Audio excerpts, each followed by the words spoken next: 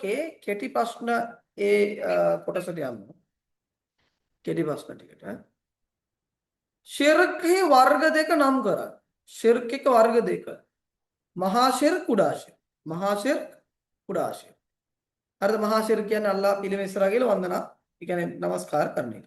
කුඩා ශිර්ක් වල ගුණාත් දිනනවා හුනියම් කරන එක, ශාස්ත්‍ර බලන එක, රයිට් මේකත් බලන එක මේ වගේ සෑහෙන දේවල් තියෙනවා. උපවාසයේ ප්‍රයෝජන දෙකක් ලියන්න. උපවාසයේ ප්‍රයෝජන සෑහෙන තියෙනවා. තක්වා දේවබිය වර්ධනය කිරීම, පාප ක්ෂමාව අයදීම, දුප්පතාගේ ඒ කියන්නේ දුක බඩගින්න දැන ගැනීම, හරි ඒ වගේම අධිකව කුසල් ලබා ගැනීම, ඒ වගේම දාගර උපවාසයේ තියෙන ආධ්‍යාත්මිකත්වකුත් තියෙනවා. ඒකත් අහන්න පුළුවන් තනියෙන්. දැන් උදාහරණයක් නිරේ වාසන ලැබීම, ශෛතාන්ට විලඟු දමනු ලැබීම, ස්වර්ගයේ දොරටු විවෘත වීම, අන්න මේ වගේ දේවලුත් තියෙනවා. මස්ජිදුල් අක්සාව නැවත අත්පත් කරගත් නායකයන් දෙදෙනෙකු නම් කරනවා. මස්ජිදුල් අක්සාව අවස්ථා දෙකක ජයග්‍රහණය ලැබෙන. එකක් නබි සල්ලල්ලාහු අලයිහි වසල්ලම්ගෙන් පස්සේ උමර් රලියල්ලාහු තුමා ජයග්‍රහණය කරා. ඒතර පළවෙනි එක උමර් රලියල්ලාහු. ඒතර තමයි අර බිලාල් රලියල්ලාහු තුමා අසන් කියන්නේ. ඒතර පළවෙනි එක උමර් රලියල්ලාහු. ඊට පස්සේ ආයේ මස්ජිදුල් අක්සා එක සලාහුද්දීන් අයූබි. සලාහුද්දීන් අයූබි අබ්බාසි අන්තිම කාලයේදී සලාහුද්දීන් අයූබි අත්පත් කරගන්න. ඒතොර දෙන්න උමර් රලියල්ලාහු අන්තුමා සලාහුද්දීන් අයූබි. 4. zakat ලබා දීමට ප්‍රතික්ෂේප කරන සමාජයට අල්ලාහ් දඬුවම් කරන ආකාරයක් නම් තියෙනවා. ලබා දීමට ප්‍රතික්ෂේප කරන සමාජයට අල්ලාහ් දෙන දඬුවම තමයි දෙකක්. දඬුවම් දෙකක් ලියන්න ඕන. එකක් ඇවිල්ලා යාලා දුකී භාවයෙන් යාලා පරීක්ෂා කරනවා. යන් තමයි වැසි වළක්වන. වැස්ස ලබා නොදී පරීක්ෂා කරනවා. right 5. මොමින් වරයෙකුට කියාමාවේ ඔහු වෙනුවෙන් පෙනී සිටින අමල් දෙකක්. මොමින් වරයෙක් කියාමාවේදී අපි වෙනුවෙන් පෙනී සිටින අමල් තමයි අපි කරපු සලාතය. අපි කරපු උපවාසය. අපි කියපු කුර්ආන්. අපි කියපු කුර්ආන්. විශේෂයෙන්ම අපගේ උපවාසය අපගේ කුර්ආනුයි අපි වෙනුවෙන් ආහාරාදීනේ අපි වෙනුවෙන් කන්න ලව් කරයි. කන්න ලව් කරයි. එතකොට ඒක තමයි කුර්ආන් හා උපවාසය. right. අල් කුර්ආනයේ සඳහන් මිනිසාව පරීක්ෂාවට ලක් කරන ක්‍රියා දෙක. මෙතන අහලා තියෙන්නේ කුර්ආන් එක දැන් මොන දේවල් වලින් පරීක්ෂා කරනවා කුර්ආන් කියන්නේ. ඒතකොට කුර්ආන් එහෙම කුර්ආන් වාක්‍යයක් තියෙනවා. බලන්න කුර්ආන් එක ආයත් එක ඇතුලේ කුෂනාලා තියෙනවා. ඇතර කුර්ආන් එකේ තියෙනවා බියෙන් හරිද? බියෙන් පරීක්ෂා කරනවා. සාගින් එක සාගතය. ඒ කියන්නේ සාමාන්‍යයෙන් සාගතයක් ඇති කරලා පරීක්ෂා ලක් කරනවා. හරිද? බියෙන් පරීක්ෂා ලක් කරනවා කියලා එනවා. ඒ වගේම තමයි භෝග වගාවන් වල පාඩුවක් ලැබිලා පරීක්ෂා ලක් වෙන කුර්ආන් කියනවා. ඒකට මේ වැනි අවස්ථාවන් වල පරීක්ෂාවට ලක්වන බව කුර්ආන් පැහැදිලි කරලා තියෙනවා. මේ පරීක්ෂා දෙක තමයි ඒකෙන් දෙකක් ලියන්නේ. 7 බලන්න වහී ගෛර් මත්. වහී වර්ග දෙකයි. එකක් වහී මත්ලු අනිත් එක වහී ගෛර් මත්. වහී මත්ලු කියන්නේ කියවා පෙන්වන ලද වහී. අල් කුර්ආන්. වහී ගෛර් මත් කියන්නේ කියවා නොපෙන්වන ලද වහී. ඒ කියන්නේ හදීස්. ඒ කියන්නේ හදීස් එකයි හදීස් නැතුව තව උදාහරණ දෙන පොතේ ඒ කියන්නේ සංඥාව වහී ගෛරුමත්. සකරියා අලයිහිස්සලාම් තුමාට අප සංඥාව, ඉබ්‍රාහීම අලයිහිස්සලාම් තුමාගේ සිහිනය වහී ගෛරුමත්. ඊළඟ දාරුල් ෆනා දාරුල් බකා යන්න හඳුන්වනවා. දාරුල් ෆනා කියන්නේ විනාශ වන සුළු මෙලොව ජීවිත. මේ ලෝක ජීවිතය තමයි දාරුල් ෆනා කියන්නේ විනාශ වෙනවා. දැන් ෆනා ඒ කියන්නේ මතක තියාගන්න කියන්නේ. දාරුල් බකා කියන්නේ නිමක් නොමැති පරලොව ජීවිතය. නිමක් නොමැති පරලොව ජීවිතම දාරුල් බකා කියලා කියන්නේ. right 9 ජාහිලියා ජනතාවගේ යහ ගති ගුණ දෙකක්. ජාහිලියා ජනතාවගේ යහ ගති ලක්ෂණ ගොඩාක් තියෙනවා. යාළ එඩිතරයි, වීරත්වය, ආගම දුෂත්කාරය මේවා ගොඩ දෙයක් අපිට ලියන්න පුළුවන්. දැන් අර 9 ජාහිලියා ජනතාවට තිබුණු හොඳ ගති ලක්ෂණ වගේම නරක ගති ලක්ෂණ වන්නත් පුළුවන්. එයාලා මද්ද්‍රව්‍ය භාවිතා කරන කට්ටිය, එයාලා ඒ කියන්නේ වෛරයත් එක්ක ඉන්න කට්ටිය, ඵලයට ඵලි ගැනීම, ඝාතන අධිකව කිරීම, හරිද? මේ වගේ නරක ගති ලක්ෂණක් තියෙනවා. right. දෙවෙනි බලන්න දෙවෙනි එක පළවෙනි එක. ඉස්ලාමීය ආචාර ධර්ම තුල අශිෂ්ට ක්‍රියා දෙකක් නම් කරා. ඒ කියන්නේ අපිට තියෙන්න බැරි අශිෂ්ට ක්‍රියා දෙකක්. ඒ කියන්නේ තරහ ගැනීම, දෛවසීම නම් දරා ගැනීම. හරිද? ඇත්ත කියන්න ඕන අපි බොරු කියන එක. විශ්වාස කරන්න ඕන අපි අවිශ්වාසයෙන් කටයුතු කිරීම. අනේ වගේ අනරක ගුණාංග. ලේසි. ඊළඟ සලාතය සකාත් උපවාසය යන වගකීම් තුලින් බලාපොරොත්තු වන යා ගුණ. හරිද? සලාතේ සකාත් උපවාසය සහ යන වගකීම් තුනේ බලාපොරොත්තු වෙන යහගුණාංග කියලා ඇහුවොත් මෙතන සලාතේ අර කියන ඉබාදාවල් අරමුණු නෙමෙයි. මෙතන අහන්නේ එක එක සලාතයන් වල තියෙන යහගුණාංග. දැන් අපි අර පාඩමක් තියෙනවනේ ඉබාදාවලෙන් යහගුණාංග ලැබෙනවා කියලා. සලාතය ඉන්න සලාත් අන්හා අනිල් ෆහෂා මුන්කර්. සලාත් ඊට කරන කෙනා පිළිකුල් වැරදි ක්‍රියාවන් වලින් ඈත් වෙයි. සකාත් එක ලබා දීම යාව පාරිශුද්ධ කරයි කියලා හදීස් එකේ. හරිද? ඒක සකාත් යාට පාරිශුද්ධයක් වෙයි කියලා.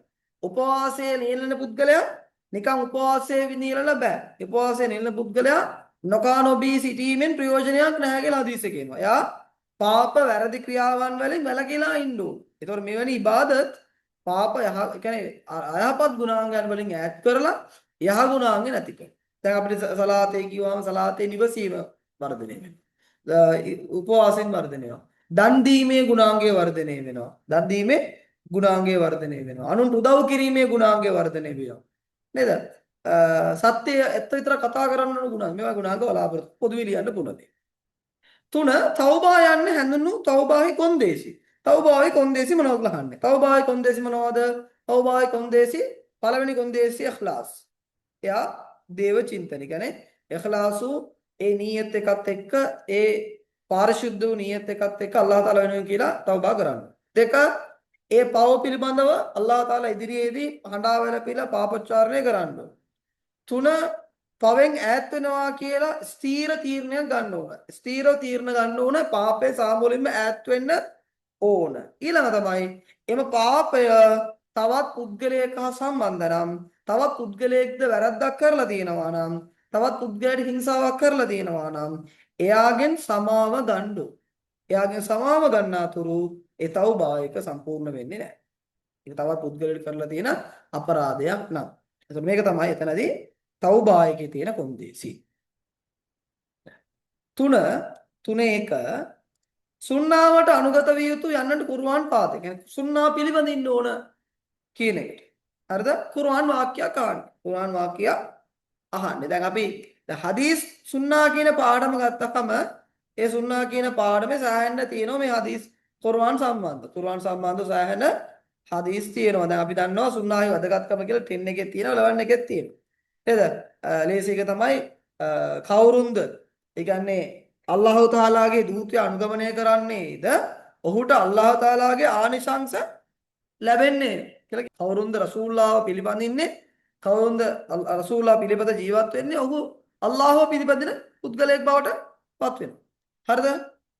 මේ වගේ ආයත් එකක් වට ලේසි ආයත් එකක් ලියන්න පුළුවන්. හදීසයක් අහුවොත් රසූල්ලාහ කියවනේ මම ඔයාලට කරුණු දෙකක් අත්හැර යනවා. ඒ දෙක පිළිපදින තාත්තුර බලන්න උඹ ගන්නේ නැහැ. එකක් කුර්ආන අනිත් එක සුන්නාව කියලා. හරිද? මේකත් ඔයාලට ලියන්න පුළුවන්. රසූල්ලා හජ්ජතු විදායක කියප එක මුවත්තා එකේ එනවා. හරිද? ඒ වගේම දැන් අපිට කුර්ආන් එකේ කිතාබ් කියන වචනයයි හික්මා කියන වචනය අල්ලාහ් තාලා භාවිතා කරලා තියෙනවා. ඒවර කිතාබ් කියන වචනය ග්‍රන්ථයටයි හික්මා කියන වචනයෙන් පදයෙන් හදීස් හඳුනන බව ඉමාම් ශාෆි රහිමහුල්ලාහ විග්‍රහ කරලා තියෙනවා. ඒකත් අපිට ලියන්න පුළුවන්. මේක පාර්ට් 1 එකේ තාන්න පුළුවන්. අනෙකුත් නබිවරුන්ට වඩා නබි සල්ලල්ලාහු අලයිහි වසල්ලම් විශේෂිත 3ක්. ඒ කියන්නේ නබි සල්ලල්ලාහු අලයිහි වසල්ලම් අනෙක් නබිවරුන්ට වඩා විශේෂතාවයන් 3ක් නෙමෙයි 6ක් එනවා. ඒකේ 3ක් අහන්න. ඒ කියන්නේ මහා අනෙකුත් නබිවරුන් අතර වෙනස්කම් 6ක් තියෙනවා කියලා. එකක් ඇවිල්ලා ජවාමිඋල් කලිම් කතික චතුරත්වය. කතික චතුරත්වය. ඒ වගේ මේ මස්ජිද් මේ කියන්නේ භූමිය සම්පූර්ණ මස්ජිද් දෙකක් වෙනවා. අනුන් සිත් තුළ මා පිළිබඳව ගෞරවයක් ඇති කරන ගුණාංග මංගාව තියෙනවා. ඒ වගේම ගනීමත් කියන්නේ යුද්ධයකදී සතුරන් දාලා ගියපු ගනීමත් හලාල් වෙනවා. ඒ වගේ මම අවසාන නබිවරයා වෙනවා. ඒ වගේම මේ මුළු ලෝකෙටම යවල්ලාද නබිවරයා වෙනවා. මේ ආයත තමයි නබි සල්ලල්ලාහු අලයිහි වසල්ලම් කිව්වේ. මේකෙන් 3ක් ලියුවොත් ඇති.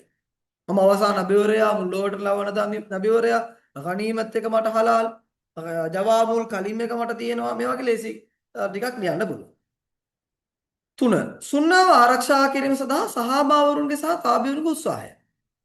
සුන්නාව ආරක්ෂා කිරීමට සහාබාවරු දැක්ව උත්සාහය. ඇත්තටම සහාබාවරුන්ගේ කාලයේදී දැන් රසූල්ලාගේ කාලයේදී සුන්නායක කටපාඩම් කරලා ඒක ආරක්ෂිතව ලියා තියලා ඒක අනුගමනය කළා.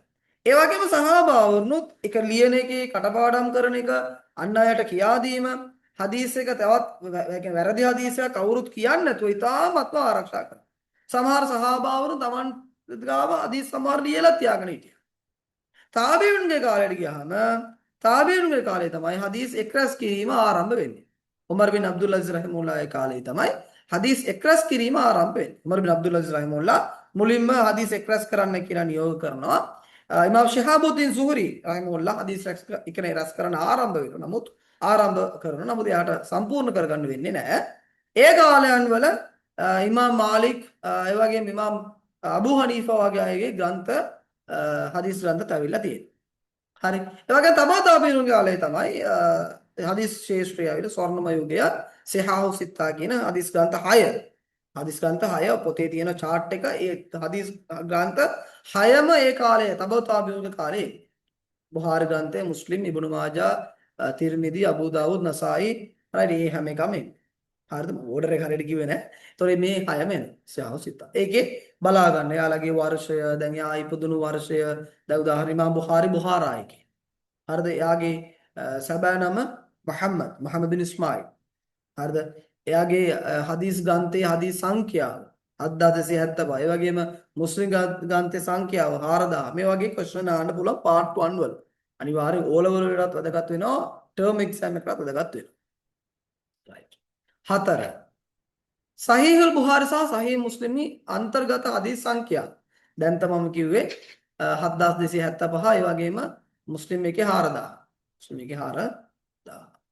ඉජ්තිහාද් යන පදේ හඳුන්වන නිර්වචන. ඇතරම ඉජ්තිහාද් කියන පදය ජහද ජුහුද් කියන පදයෙන් එනවා.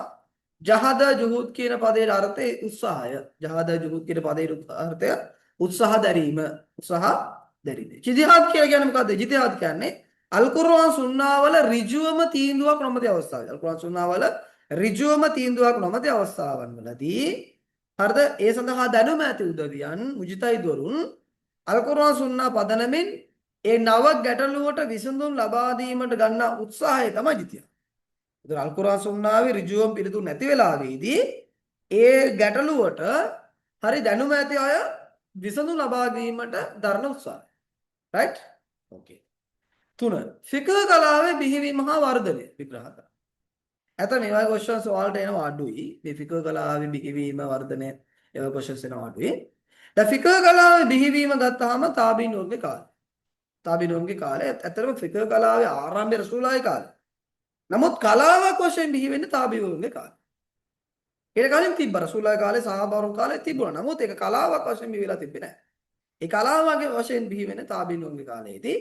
ඒක තාබීනුන්ගේ කාලේදී බිහි වෙලා ඒ කාලයෙන් පස්සේ හරිද ඒ විශේෂයෙන් මේ තාබීනුන් කාලයෙන් පස්සේ ප්‍රධාන ඉමාම්වරු 4 දෙනා ජීවත් වුණා. ශාෆි, ඉමාම් අබු හනීෆා, ඉමාම් මාලික්, ඉමාම් ශාෆි, ඉමාම් අහ්මද් බින් හම්බල්. මේ 4 දෙනාගෙන් පස්සේ ඊළඟ කාලේ තමයි අපි දන්නවා ඒ ඉමාම්වරු 4 දෙනාගේ මධ්හබ 4 බිහි වෙන්නේ. මධ්හබ 4 මේ මධ්හබ 4 බිහි වීමේදී මේ මධ්හබ 4 බිහි වුණ අවස්ථාවේ ඇත්තටම මේ මධ්හබ 4 බිහිවීම ස්වර්ණමය යුගය කරා ගෙනියනවා. ෆික්හ් කලාවේ ස්වර්ණමය යුගය කරා ගෙනියනවා මේ මධ්හබ 4 බිහිවීම. හනෆි මධ්හබ එක, ශාෆි මධ්හබ එක, මාලිකි මධ්හබ එක, හම්බලි මධ්හබ. එතකොට මෙහෙම තමයි ෆික්හ් කලාව වර්ධනය වෙන්නේ. හරි? ඊළඟ සතර මහා ඛලීෆාවරු ඛුලෆා රාෂිදුන් ලෙස හැඳින්වීමට හේතු කුමක්ද? මේ ඛලීෆාවරු 4 දෙනෙක්නේ අපි ඛලීෆාවරුන් කියලා යාලට ඇයි කියන්නේ? ඛලීෆාවරුන් කියලා කියන්නේ අල්ලාහ්ව නියෝජනය කරමින් ඔවුන් පාලනය කරනවා. ඒ කියන්නේ රසූල් සල්ලල්ලාහු අලයිහි වසල්ලම් තුමාණන් පාලනය කරපු ආකාරයට කුර්ආන් සුන්නා පදනම්ව ඔවුන් පාලනය කරනවා. ඒක තමයි ඔවුන්ට ඛුලෆා රාෂිදුන් කියන්නේ. අබූ බකර් රලියල්ලාහු අන්හු ඛලීෆා ලෙස තෝරා ගැනීමට හේතු තුනක් ලියන්න. අබූ බකර් රලියල්ලාහු අන්හු තුමාණන් ඇයි ඛලීෆා ලෙස තෝරන්නේ? ඛලීෆා ලෙස තෝරන්න හේතුව එකක් අබූ බකර් රලියල්ලාහු අන්හු තුමාණන්ගේ ඒ කියන්නේ නබි සල්ලල්ලාහු අලයිහි වසල්ලම් තුමාණන් රසූල් සල්ලල්ලාහු අලයිහි වසල්ලම් ජීවිතුන් අතර ඉන්නකොට අවසාන කාලයේදී ඉමාමත් කරන්න අබූ බකර් රලියල්ලාහු අන්හු තුමා තමයි නියම කළේ. ඒ වගේම රසූල් සල්ලල්ලාහු අලයිහි වසල්ලම් තුමාත් එක්ක මෙආරාජ් ගමන වෙන්න පුළුවන්. මෙවැනි අවස්ථාවන් රසූල්ලාහත් එක්ක සමීපව හිටපු කෙනෙක්. ඒ වගේ රසූලගේ හදීස් තියෙනවා. මාගෙන් පසුව අබූ බක්කර් උමර් මේ අය පාලකයන් බවට පත් කරගන්න කියලා රසූල් හදීස් තියෙනවා. රයිට්. අබූ බක්කර් රලියල්ලාහු අන්හු තුමාණන් මෙවැනි හේතුමත් තමයි ඛලීෆා ලෙස පත් කරගන්නේ. රයිට්. උමර් රලියල්ලාහු තුමාගේ සේවාව. උමර් රලියල්ලාහු තුමාගේ සේවාව සෑහෙන්න තියෙනවා. උමර් රලියල්ලාහු තුමා සේවාව නම් වැඩිපුර තියෙන්නේ. උමර් රලියල්ලාහු තුමාණන් පළවෙනි එක පාලකයා, ඒ කියන්නේ ආණ්ඩුකාරවරයා, ඔහුගේ පාලන අයිතිය, ඔහුගේ බලය, අයිතිවාසිකම් සීමා කරනවා. බලය සීමා කරනවා. රයිට්. ඒ වගේම පාලනය සඳහා, පරිපාලනය සඳහා ව්‍යුහයක් හදනවා. පරිපාලන පද්ධතිය. රයිට්. පරිපාලනයේ කාදීවරයා, ආණ්ඩුකාරවරයා, සාහිබුල් ખරාජ්, සාහිබුද් දීවාන්, මේ ඒ කාති ප්‍රධාන ලේකම්වරයා මේ දේවල් හරියට පාඩම් කරගන්න. ඒවා අනිවාර්යෙන් එනවා. කාදීවරයා, නඩුකාරවරයා මේ අනිවාර්යෙන් පාඩම් කරගන්න ඕනේ. ඒවා පාඩම් වලටත් එනවා. ඒ වගේම අපි දන්නවා දැන් උමර් රලියල්ලාහු අන්හු තුමා කරපු සේවාවන් වල එකක් තමයි දැන් බයිතුල් මාල් එක ස්ථාපිත කිරීම. දැන් යුනික් එයා විතරයි ඒ කරේ. බයිතුල් මාල් ස්ථාපිත කිරීම, ඉතිහාසයෙන් ප්‍රථම වරට මුදල් කාසි මුද්‍රණය කිරීම, හිජරි දින දර්ශනය හඳුන්වා දීම. හරිද? ඒ වගේම පාලන ව්‍යුහත් එයා මේ කරේ. හරිද? මේ වගේ දේවල් එයා කරපු සේවා. ඒක නැතුව සංවර්ධන කටයුතු, ලින්ක් ගැනීම, ඒ වගේම පාසල්, ඒ කියන්නේ එවැනි දේවල් සංවර්ධන කටයුතු ඉදු කරා කියන එකත් යනවා. හරි. මේ වගේ දේවල් අපිට ලියන්න පුළුවන් උමර් රලියල්ලාහුගේ සේවාවන් වල. ඒ වගේ තමයි නීති ශාස්ත්‍රයේ ස්වාධීනව ක්‍රියා කරවීම. ආරව එක මත අමතකුණා. ඒ වගේ තමයි හමුදාව. සංවිධානාත්මක හමුදාව පිහිටවීම උමර් රලියල්ලාහුගේ සේවාව. සංවිධානාත්මක හමුදාව පිහිටීම. අතර උස්මාන් රලියල්ලාහු අන්හු තුමා තමයි නාවික හමුදාව පිහිටවන්නේ. නාවික හමුදාව පිහිටවන්නේ. යුද හමුදාව. ඒ කියන්නේ හමුදාව පිහිටවන්නේ උමර් රලියල්ලාහු සංවිධානාත්මක. 6. ඉස්ලාමයට විරුද්ධව ක්‍රියා කළ ජාහිලියා කවියන් දෙදෙනෙක්. ජාහිලියා කාලයේදී ඉස්ලාමයට විරුද්ධව කවි කියපු කට්ටිය සෑහෙන කට්ටිය හිටියා. එක්කෙනෙක් තමයි වලීද් ඉබ්නු මුගීරා. අර කියවනක් තියෙන වලීද් ඉබ්නු මුගීරා අබූ ජහල් ගාවට අවිලා කියන්නේ මම කුර්ආන් එක සම්බන්ධව කියන්නේ මෙවැනි මිහිරි දෙයක් මම දැකලා නැහැ, අහලා නැහැ කියලා. වලීද් ඉබ්නු මුගීරා. අනිත් එක ලබීත් එකක් ලියන්න පුළුවන්. හරිද? වලීද් ඉබ්නු මුගීරා ලියන්න. අල් කුර්ආනයේ විද්‍යාත්මක ආශ්චර්යයන් තුනක්. කුර්ආන් එකේ තියෙන විද්‍යාත්මක ආශ්චර්ය සෑහෙන්න තියෙනවා. මී පැණි වල ආශ්චර්ය. ඒ වගේම පෘථුවියේ බිම ඒ කියන්නේ පහළ ඉඳලා උඩට යන්න ඔක්සිජන් අඩු වෙනවා කියන එක. ඔටුවා සම්බන්ධ සඳහන් වීම, කලල වර්ධනය, මුහුදු මැද ඒ දෙබා කරන බැම්මක් තියෙනවා කියන එක. රයිට්. මෙවැනි දේවල්. ඒ කියන්නේ පරාගණය සම්බන්ධව තියෙන මෙවැනි දේවල් අපිට ලියන්න පුළුවන්. 3. උස්මාන් රලියල්ලාහු තුමාගේ කාලයේ කුර්ආන් එක් රැස් කිරීම පිළිබඳ විග්‍රහ කරා. එතකොට උස්මාන් රලියල්ලාහු තුමාගේ කාලයේදී කුර්ආන් රැස් කිරීමට හේතුව තමයි ඉස්ලාම් ආගම අරාබි නොවන කට්ටියත් වැළඳගත්තා. ඒතර කුර්ආනයේ කියවීමේදී අරාබි භාෂාව කියවීමේදී ගැටලුවක් ආවා. ඒ කුර්ආන් කියවීමේදී ඒ ගැටලුව ඇවිල්ලා මතභේද වෙලා ආර්මේනි අසර්බයිජාන් යුද්ධයේදී ඉරාක් සිරියා වැසියන් දෙන්නේ Tamanගේ කුර්ආන් එක තමයි හරි කියලා තර්ක කරන් ඉන්නවා. මේ වෙලාවේදී හුදයිෆතුල් යමානි රලියල්ලාහු අන්හු මේක දකින්න. මේක දැකලා උස්මාන් රලියල්ලාහු අන්හු ගාවට ආවෙලා මේ සිද්ධිය කිව්වට පස්සේ කුර්ආන් එක නැවත ගොනු කරන්න ඕන කියලා. ඒ කියන්නේ මුද්‍රණය කරලා ප්‍රකාශ කරන්න ඕන කියලා. දැන් අර අබූබකර් තුමාගේ කාලේ ගොනු කරපු කුර්ආන් එක හෆ්සා රලියල්ලාහු අන්හා තුමේ ගාව තිබ්බේ. ඒ කුර්ආන් එක අරන් ඇවිල්ලා රසූල්ලාගේ භාෂාව අනුව නැවත කුර්ආන් එක පරිශීලනය කරලා ඒ කියන්නේ නැවත කුර්ආන් එක බලලා ඒක මුද්‍රණය කරලා හැම ප්‍රදේශයකම මුද්‍රණ 6ක් හැම ප්‍රදේශයකම යවනකොට ඒ මුද්‍රණත් එක්ක කාර්යවරුන් යවනවා. කාර්යවරුන් ගිහිලා මේ කුර්ආන් එක කියවා පෙන්නනවා. මෙහෙම තමයි ස්මාරක කාලේදී කුර්ආන් එක ගොනු කරලා එයාට ඒ නිසා තමයි ජාමිඋල් කුර්ආන් කියන විශේෂණම තියෙන්නේ. රයිට්. දැන් 7 වෙනි ක්වෙස්චන් එක පාර්ට් 2 එකේ දන්නවා අපි පහත මාතෘකා දෙකක් පිළිබඳ කෙටි විග්‍රහ කරා. එකකට ලකුණු සාමූහික සකාත්ති වැදගත්. සකාත් එක තනියෙන් දෙන එකට වඩා සාමූහික ලබා දීම වැදගත්කමක් තියෙනවා. ඒ කියන්නේ සකාත් එක තනියෙන් දෙන එකට වඩා සාමූහික ලබා දීම ප්‍රයෝජන තියෙනවා. තනි දෙනකොට මුදල් අඩු වෙන්නේ හැමෝම එකතු කරලා දෙනකොට විශාල මුදලක් එකතු වෙනවා. ඒකෙන් ප්‍රයෝජන තියෙනවා. සකාත් දෙන්න නැතුව කාටවත් ඉන්න බෑ. සකාත් දෙන්න නැතුව වැලකීලා ඉන්න බෑ. ගන්නවනේ ගිහිල්ලා. ඊළඟ සකාත් එතකොට සකාත් දීමෙන් වැලකීලා ඉන්න බෑ. ඊළඟ zakat ලබා ගන්න පුද්ගලයාගේ ආත්ම ගරුත්වය ආරක්ෂා කරනවා. zakat ලබා ගන්න පුද්ගලයා Taman කියලා දන්නේ නැහැ දෙන කෙනාට. ඒක zakat ලබා ගන්නා පුද්ගලයාගේ ආත්ම ගරුත්වය ආරක්ෂා. ඊළඟ zakat එක මගේ විශාල මුදලක් එකතු වෙන නිසා zakat එක මගින් විශාල දෙයක් ක්‍රියාත්මක කරන්න පුළුවන්. විශාල වැඩසටහනක් කරන්න පුළුවන්. ඊළඟ තමයි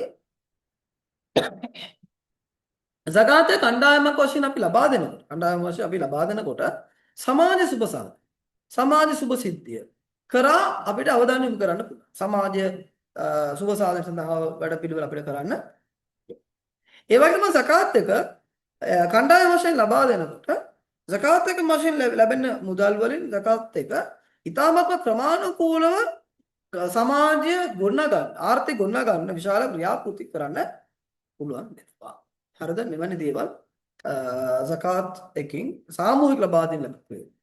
ඉමාම් ශාෆි රහිමහුල්ලාහ අපි කලින් කියන්නේ කතා කරා ඉමාම් ශාෆි රහිමහුල්ලාහ සම්බන්ධව. දැන් මේ වගේ ඉමාමරේ සම්බන්ධව ඉමාම් ශාෆි රහිමහුල්ලාහ දැන් එයාගේ පර්සනල් විස්තර. ඉමාම් ශාෆි රහිමහුල්ලාහගේ සබා මොහමද් ඉද්‍රීස් ඉපදුනේ ගාසාවල. ඉපදුනේ ගාසාවල ඊට පස්සේ යා මදීනාවට ආවා. මක්කා මදීනාවට ඇවිල්ලා ඉස්ලාම් ආගම ඉගෙන ගන්නවා. කුඩා කාලේ ඉඳලාම විශේෂයෙන්ම මාලික් රහිමහුල්ලාහ ඉගෙන ගන්නවා.